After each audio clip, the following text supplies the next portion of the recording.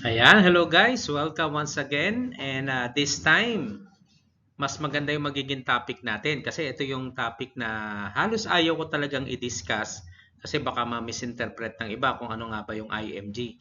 But this time, kailangan nyo itong malaman. Kailangan ko nang i-announce, kailangan ko na kayong bigyan ng information para matutunan nyo talaga ano nga ba yung pag-handle o gaano nga ba ka-importante yung meron tayong sapat na kaalaman sa pag-handle ng ating mga finances. Okay, so once again, this is Coach Jeff and kapit lang kayo kasi napakaganda ng topic natin ngayon. Okay, so let's go guys! Konting review muna tayo. No? Sabi nga natin, sa pagbuo ng ating finances para maging financially stable tayo, financially secured, at magkaroon ng peace of mind, kailangan mabuo talaga natin itong 5 blocks na ito. Ibig sabihin, bawat isa sa atin, kailangan meron tayong healthcare program, may life protection program, ma-manage natin yung ating mga kautangan, makapag-build ng emergency fund, and of course, magkaroon tayo ng investment program. So, napaka-importante na mabuo natin yung 5 yan at yung nasa ilalim para mabuo natin yan, ang pinaka-chance natin, we need to increase our cash flow. Okay? So sa mga last training natin, na-discuss natin about sa investment program. But this time, ang itatouch naman natin, ano po, about sa life protection program and health insurance program o healthcare program. Ngayon, itouch ko muna ng konti about sa life protection program para magkaroon kayo ng mas malinaw na kaalaman. Okay? Alam niyo po ba guys, napakarami sa ating mga kababayang Pilipino ang natatrap sa ganitong problema. Ito yung reality about sa pagkuha or pagpili ng life insurance. Sabi nga rito, many people lost a lot of money in buying life insurance products they don't understand. So tanong ko sa iyo, isa ka rin ba? O isa ba yung kapatid mo, kamag-anak mo, kakilala mo, katrabaho mo na bumibili ng life insurance pero hindi naman talaga lubusang nauunawaan? At ang mabigat, try to check. Are you the type of person who buys insurance and simply puts the policy in the cabinet? Ibig sabihin, hindi natin binabasa. Hindi natin alam yung details, especially yung mga major details. Hindi natin alam yung coverage. Hindi natin alam na na-terminate ba yung contract natin o yung policy natin. 'Di ba? Magkano nga ba yung premium? Magkano nga ba yung nagiging investment fund? And ano nga ba yung mga critical illnesses kung familiar kayo? So napaka-importante na malaman natin yung mga factors na yan bago tayo mag-decide or bago tayo kumuha. Kasi tandaan mo, ang iyong policy or life insurance policy, ikaw po ang nagbabayad ng bawat sentimo. So ang ibig sabihin, nagpapakahirap ka sa trabaho, nag-o-overtime ka, baka OFW ka pa, ang layo-layo mo sa family mo, o sabihin natin, grabe yung pagtitipid mo sa sarili mo at saka sa family mo para makabili ka lang ng life insurance policy, tapos hindi mo pala siya lubusang nauunawaan. Tapos ang laki pala ng premium mo, ang liit lang pala ng coverage mo. Hindi mo alam na marami palang klase ng life insurance na pwede kang mamili. Yan ay kung meron kang sapat na kaalaman. Meron kang understanding about sa mga insurance products. And good thing dito sa IMG at Manila Bankers Life, ituturo namin sa inyo yung mga option, mga pwede natin gawin. Again, ang gagawin po natin, bibigyan lang namin kayo ng mga option, bibigyan namin kayo ng mga ideas, para makapag-decide kayo ng mas maayos, ano nga ba yung tamang life insurance product na akma para sa akin at para sa family ko. Okay? So, review natin ng konti. Do we need life insurance ba talaga? 'Di ba? Kailangan ba natin ng life insurance or kailangan ba tayong kumuha? Yes, kailangan natin ng life insurance especially kung meron tayong pamilya na sinusuportahan or tayo po yung provider. 'Di ba? Lahat sila nakaasa sa atin, especially kung ikaw ay breadwinner. And alam mo ba, ang tawag sa atin, no, usually mga nagpo-provide, yung mga breadwinner, ang tawag po talaga sa atin ay money machine. Ulitin ko money machine. Bakit po? Hindi naman tayo naglalabas ng pera. Pero yung effort natin, yung time natin, yung energy natin, kapag tayo nagtatrabaho or nagbi-business, ang katumbas nun ay pera. 'Di ba? So imaginein mo kung ang family mo ay nakadepende sa iyo. Tapos nasira ikaw, nasira yung katawan mo, nagka-problema or nawala ka, nasira yung machine na nagpo-produce ng money, paano yung lahat ng nakadepende sa iyo? Paano yung mga umaasa sa iyo? Paano yung pangarap mo para sa kanila? Paano yung edukasyon? Pwede mo bang ilibing kasama yung pangarap mo para sa pamilya mo? 'Di ba hindi? Ikaw lang yung mawawala pero yung buhay nila patuloy-tuloy pa rin. Ang question, ready ka ba pagdating ng panahon na yon? Meron ka na bang pinaghandaan? So kung wala, kailangan mong malaman ito. Ngayon, paano nga ba ang insurance nakakatulong sa atin? Sa family mo. So how our money can help with things like, eto yung mga sumusunod. Funeral expenses.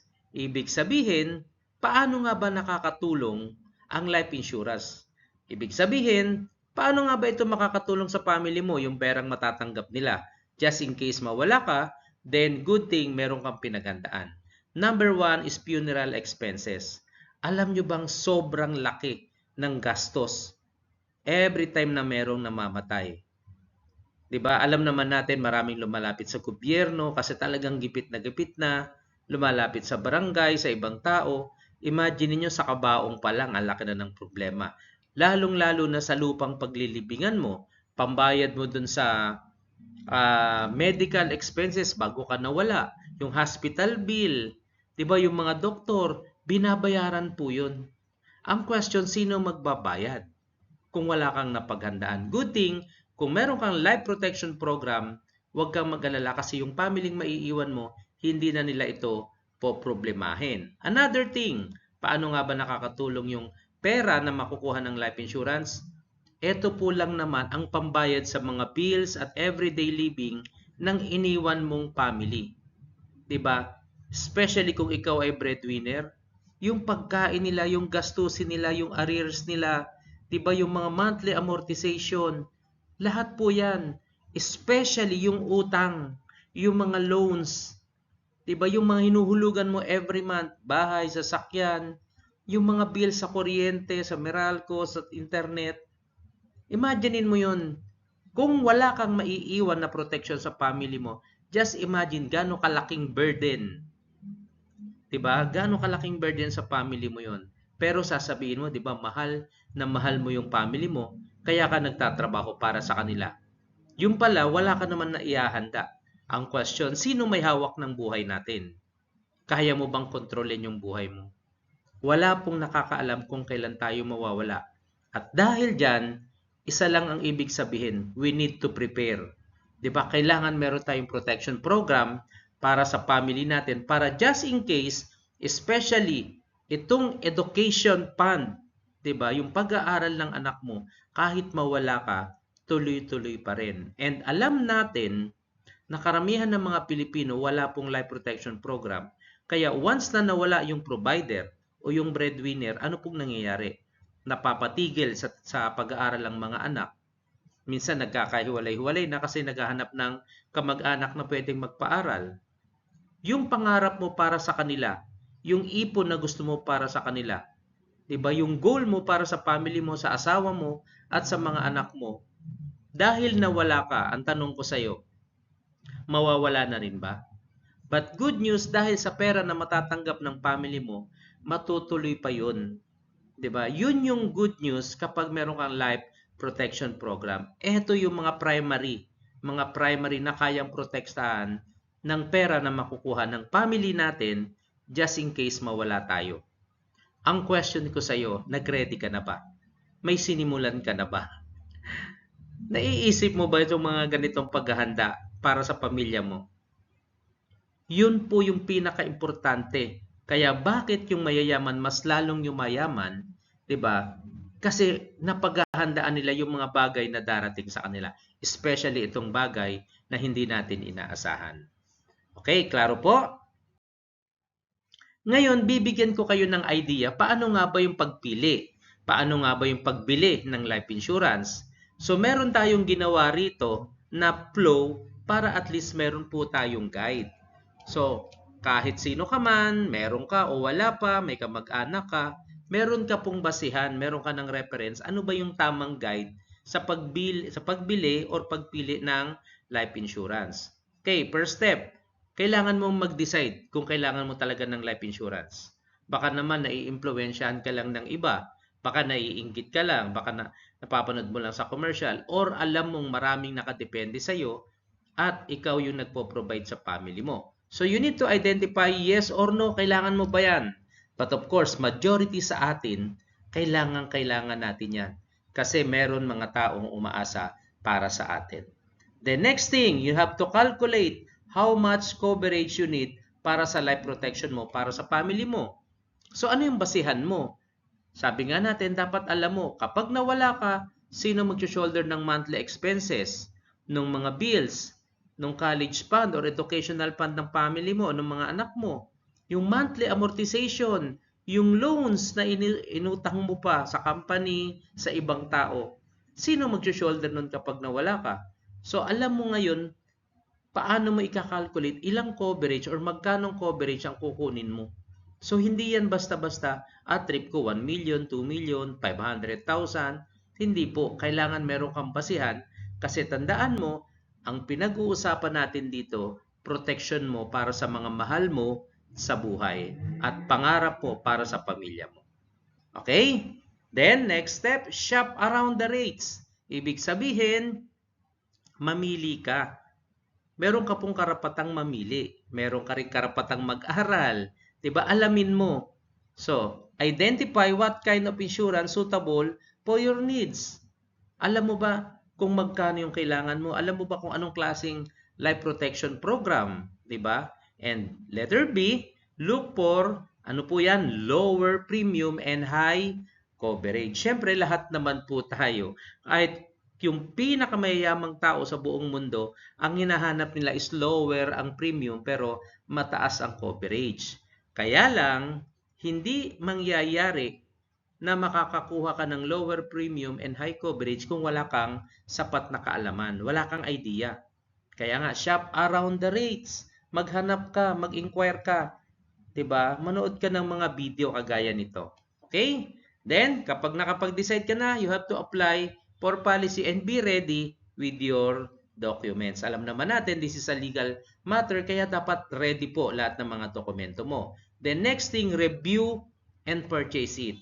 Kailangan mo siyang ma-review. Okay, kung hindi ka marunong mag-review, hindi mo naman alam talaga about sa insurance, wala kang idea, and of course, kailangan mo talagang magkaroon ka ng mentor, magkaroon ka ng coach, magtanong ka sa mga marurunong. 'Di ba? Or magbasa ka, mag-aral ka ng konti, kasi tandaan mo, ikaw ang magbabayad ng bawat sentimo ng binili mong policy. Tapos, ang makukuha mo pala, ang taas ng premium, ang baba pa ng coverage. 'Di ba? Or hindi siya naka-BTID program. Mamaya ituturo ko po sa inyo. So kailangan knowledgeable ka, meron kang coach or mag-guide po para bago ka mag-decide, alam mo and of course masasabi mo yes, napag-aralan mong mabuti. Okay, and of course, lastly, you have to choose your beneficiary, especially your primary beneficiary na siyang tatanggap. No, just in case po na mawawala po tayo. Okay, klaro po? So, alam na natin paano yung step by step, paano bumili ng life insurance. Okay, mapapansin nyo, tayo lang po yung nagtuturo ng yan. Okay? Then, eto na po yung pinakamahalagang part. Ito na yung sabi natin, ito yung recommended natin. Kasi dito sa IMG, ang kapartner natin is Manila Bankers Life. Sir, bakit ngayon ko lang narinig? Yes, ngayon mo lang narinig kasi common tayo or familiar tayo dun sa mga life insurance na nalalakihan tayo kasi ang gaganda ng commercial. But of course, may balik po yun. Tignan nyo po yung binabayaran nating premium. Ang Manila Bankers Life, isa po sa kauna-unahang life insurance company dito sa Pilipinas. At ngayon po, 60 years na po siya na nag-e-exist. So just imagine, di ba 60 years? And good news, ito po ang pinakamurang life insurance dito po sa market. Mamaya malalaman nyo kung bakit napakamura niya. Ayan, sabi ko nga sa inyo, dapat inaaral natin bago tayo mag-decide. Tinitingnan natin ano-ano ba yung mga uri ng life insurance. Kasi dito sa IMG, ipapakita natin ano nga ba yung mga different types ng life insurance at bakit mura. Bakit may mahal? Bakit may mga packages, di ba? And good news sa Manila Bankers Life or most 80 na program natin, ito na ang pinakamurang life insurance plus meron ka pang investment program na unbundled. Yung unbundled, ibig sabihin lang po niyan, yung investment program mo, ikaw ang may control, tapos pwede kang maglaan sa kahit anong gusto mong program. Pwede sa educational fund, pwede sa business fund, dream house, dream car, pension fund, retirement fund. Nasa sayo pong desisyon. Yung perang iniipon mo o ini-invest mo, ang good news, lumalaki siya ng lumalaki nang hindi po siya naka-attach sa life insurance. Kaya unbundled. Yan, didiscuss po natin bakit nga ba napakamura at bakit napaka-advantage nung unbundled. Okay? Ready na po? Ayan. So before that, bago natin i-discuss nga pala, pakita ko muna na dalawang klase po yung life insurance na meron sa market. Ito yung tinatawag na unbundled, yung na-mention ko kanina. Ito po ay pure insurance or tinatawag or familiar sa tinatawag na term insurance. Tapos, sabi natin unbundled kasi nakaseparate po yung PDF. Ito po yung premium deposit fund. Ito po yung uri ng investment program na meron po sa Manila Bankers Life. Kaya, again, yung unang topic natin, last time is about sa mga uri po ng mga investment program.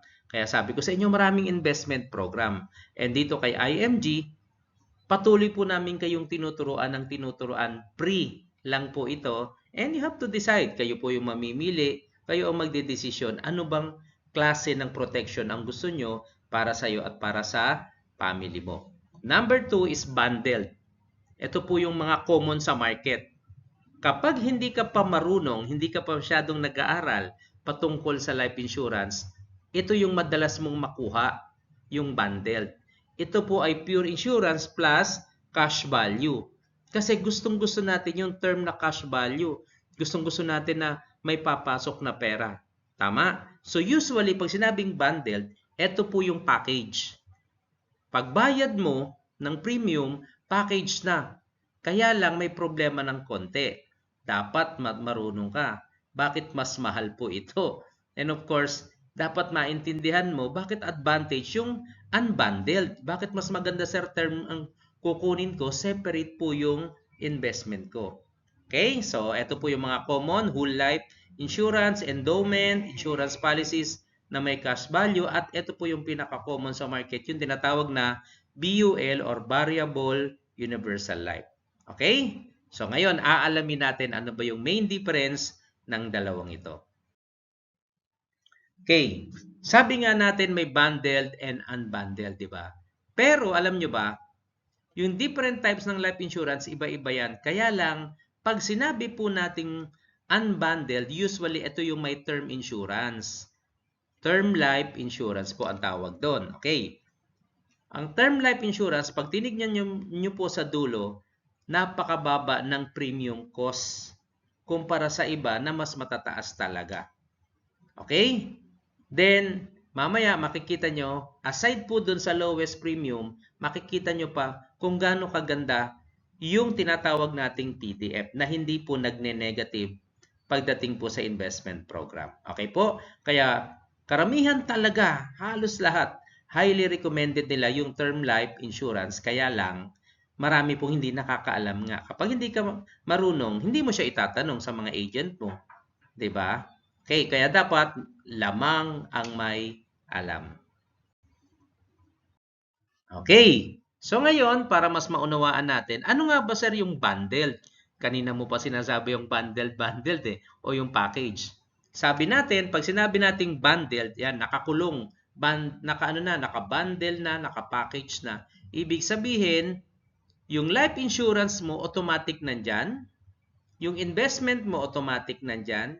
Yung critical illnesses at ibang riders, automatic nandyan. So kahit hindi mo kailangan yung ibang bagay, hindi mo immediately kailangan, babayaran mo lahat yan buo.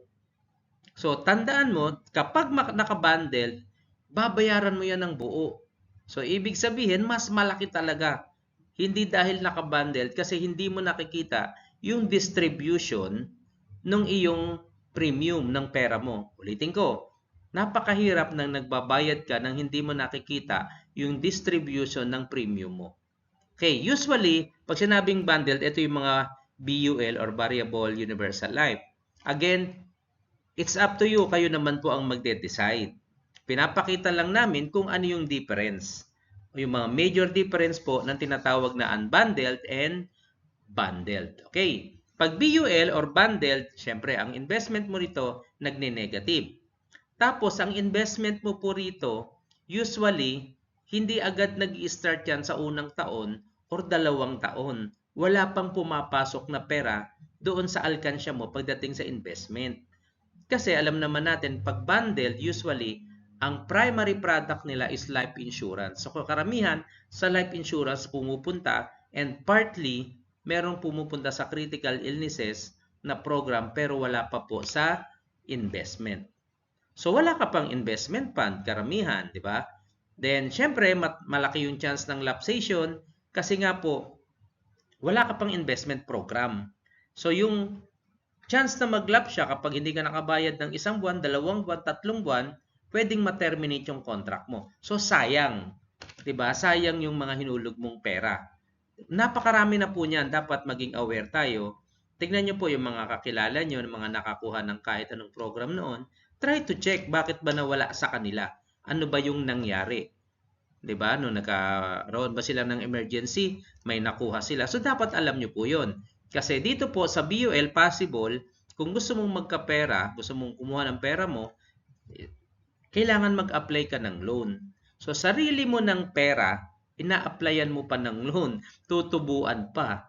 Diba? So, sabi ko nga sa inyo, dapat mas maging wiser po tayo. Okay. Then, syempre, mas mataas po, sabi natin. And of course, fixed po yung amount ng nilalabas mong pera or tinatawag nating premium.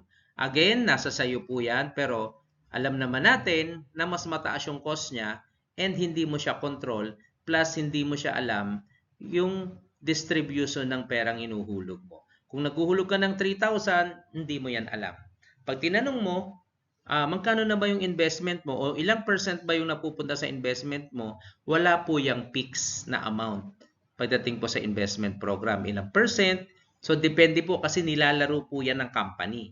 Kaya nga hindi po natin nakikita, wala po tayong dashboard eh.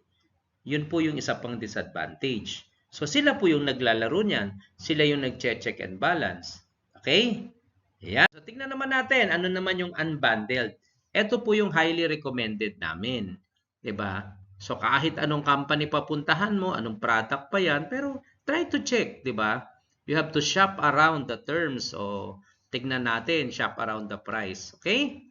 Pag sinabing unbundled, ito yung pure insurance or again, tinatawag na term insurance. So, nakaseparate ang investment. So, ang binibili mo lang talaga rito is insurance.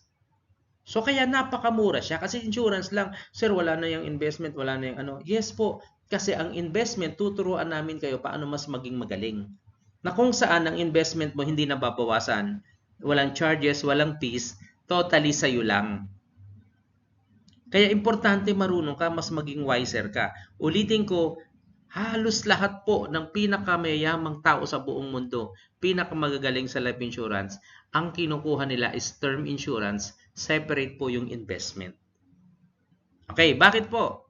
Sabi nga natin, ang primary product kasi ng karamihan is life insurance, yes. Ang Manila Bankers Life Insurance, kaya lang term, tapos nakaseparate po yung investment program.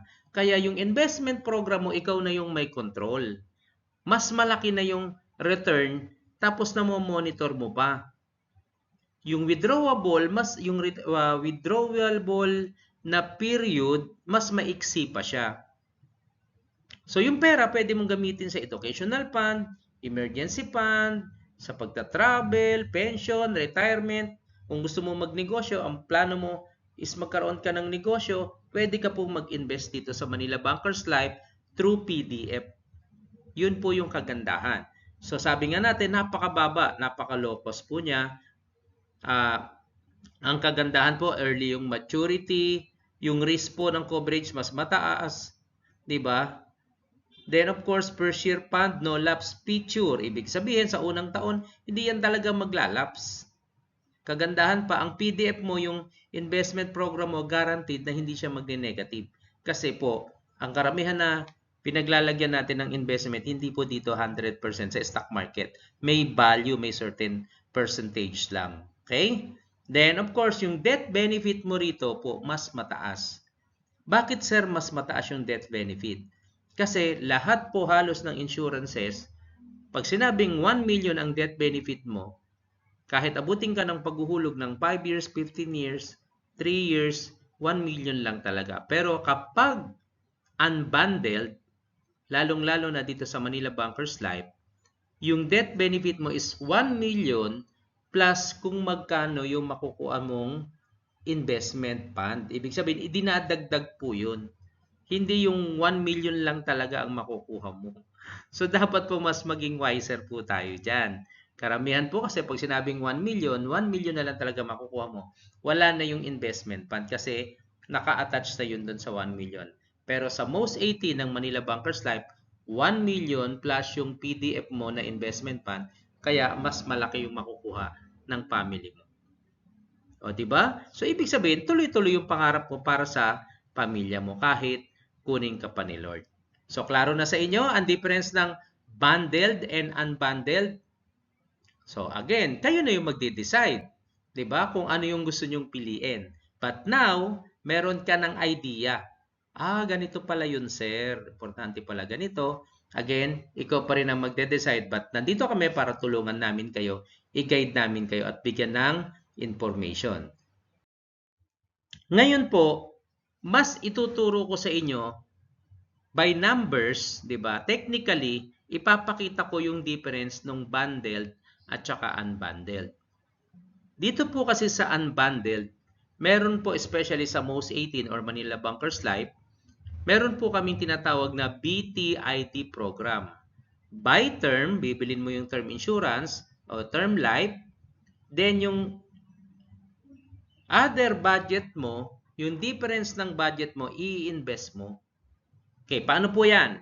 Halimbawa, 25 years old ka. Then, meron kang 3,000. Ito yung allotted budget mo. Kumuha ka ng insurance policy. Sabihin natin, ang insurance policy mo, 1 million ang coverage. So, kinuha mo dito sa life insurance program, ang binabayad mo, 800. Ang budget mo po is 3,000. So, ibig sabihin, meron ka pang sobrang 2,200 sa pera mo. Then, ang kagandahan sa most 18 na program, yung 2,200, pwede mo nang ilagay dito sa investment program mo separately. Ikaw yung may monitor. Then, ikaw mag-control ano bang program ang gusto mo para saan ba yung investment mo.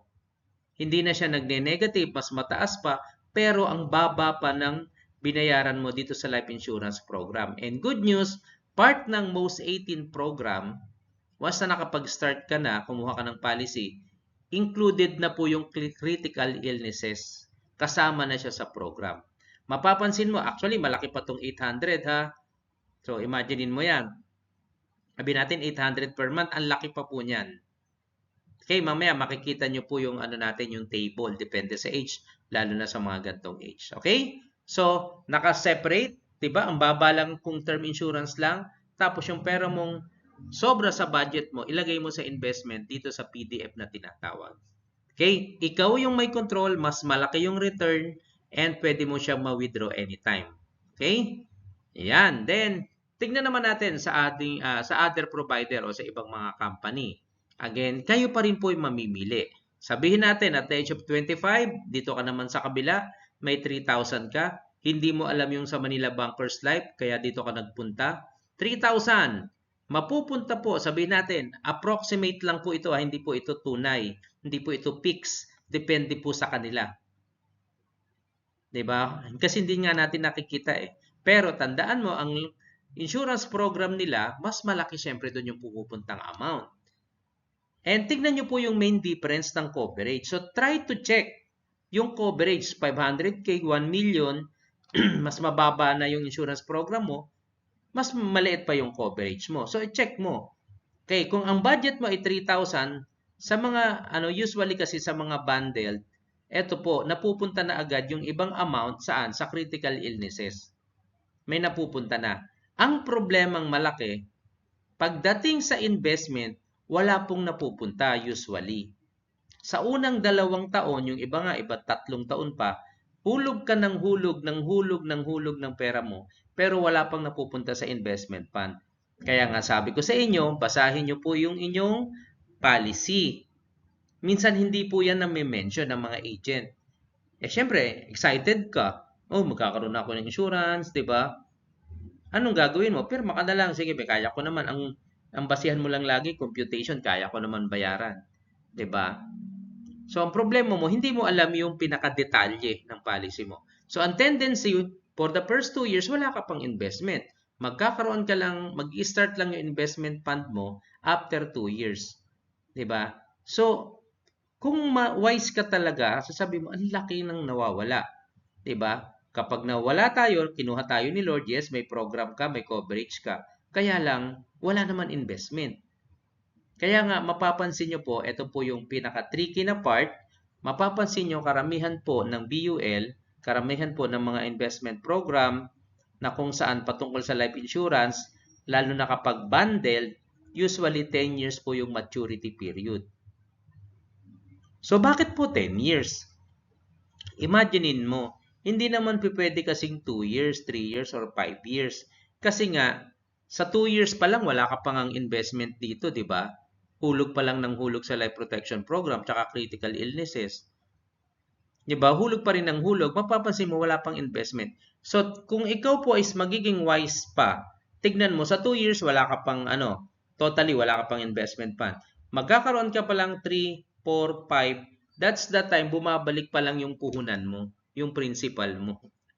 'Di ba? Kaya doon pa lang pinapalago ng company yung investment program mo.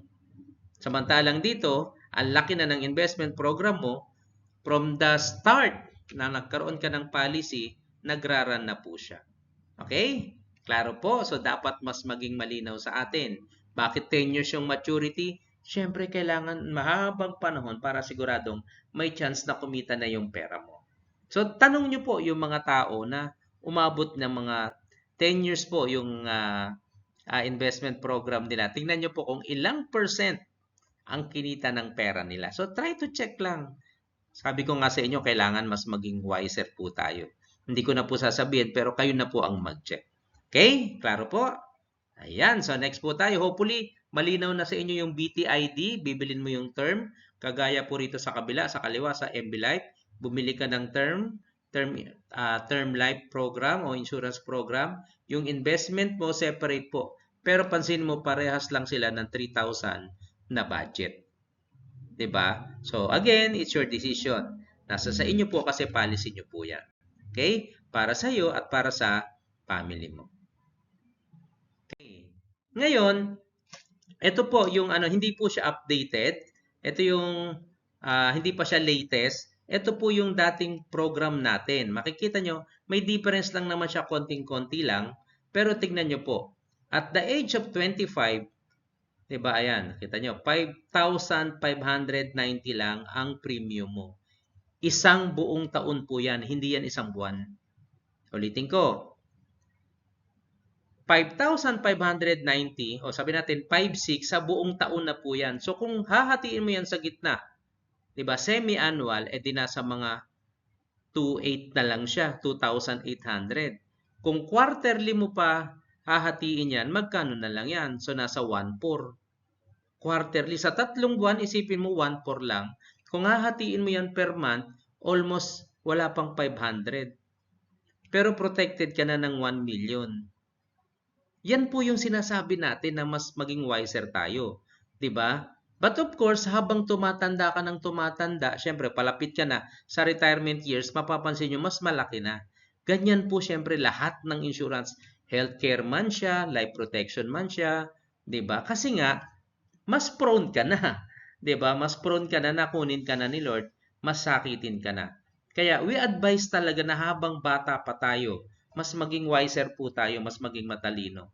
'Di ba? Na kung saan yung investment program mo na life protection program, mababa ang premium mo, pero ang taas ng coverage mo. And good news, meron kang separate na PDF o Premium Deposit Fund. Dito naman po nakalagay yung investment mo. Okay? So hopefully marami po kayong natutunan, naunawaan nyo po. And nagkaroon kayo ng idea paano ba ang tamang pagpili at pag-decide paano kumuha ng investment program. Okay? Klaro po. So ang tanong ko sa inyo, which one is yours? Ano ang meron ka na? O ano ba nasa isip mo? Unbundled? Life insurance program, nakaseparate yung investment? Tapos BTID program or bundled? Na kung saan, mas mataas po talaga yung premium mo, mas mababa pa yung coverage mo. At sila po ang may control. Wala kang, sabihin natin, wala kang dashboard, hindi mo yan makikita. So, nasa sayo po yan, di ba? Then, ang gusto lang po namin mangyari, mabuo nyo pa rin yung tinatawag na 5 blocks. Kaya nga dito, sa number 1, sa healthcare program, meron po tayong Kaiser na makakatulong po sa atin. Number 2, sa protection program natin, nandito yung Manila Bankers Life. And of course, sa number 5, investment program, pwede tayo maging part ng IMG community. And syempre, merong investment program through PDF ang Manila Bankers Life. And good news, para mabuo mo yung 5 na yan, dito po kay IMG may programa tayo. Paano natin pataasin ang ating cash flow? Kasi lahat po ng iyan naglalabas ng pera, kaya dapat mayroong pumapasok sa atin. Ayan, may separate na topic po tayo habang nagtatrabaho tayo, OFW, negosyante po tayo. Pwede pala tayong makapagdagdag ng ating cash flow at yun ang ipanghulog natin sana, 'di ba? Doon sa mga blocks na kailangan nating buuin. Okay? Klaro na po sa inyo? Then, question, alin ang uunahin mo? Number 1, become an IMG member, maging part ka ng community, makuha mo yung benefits, makuha mo yung advantage sa stock market, di ba?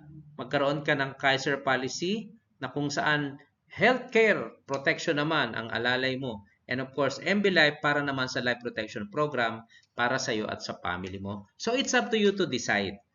No? Napakaganda po ng IMG community kasi binibigyan tayo ng mas malawak na vision. Ano ba talaga yung dapat nating paghandaan at ano yung dapat nating unahin depende sa capacity po natin. Okay? So, ayan po. Dito muna natin tatapusin. So, once again, this is Coach Jeff. Hopefully, marami kayong natutunan. And kapag meron po kayong inquiries about sa topic na ito, pwede nyo akong i-message. Ayan, yung aking number, 0919-095-8194. Pwede nyo rin po akong i-email. Ayan, jeffamposta22@gmail.com. And syempre, ayan din po yung aking FB account sa Jeff Sarador Amposta with an H. Okay? So, thank you so much po. And any question, any clarification, or gusto nyo pang mas matuto sa mas maraming bagay patungkol sa finances, wag po kayong mag-alala.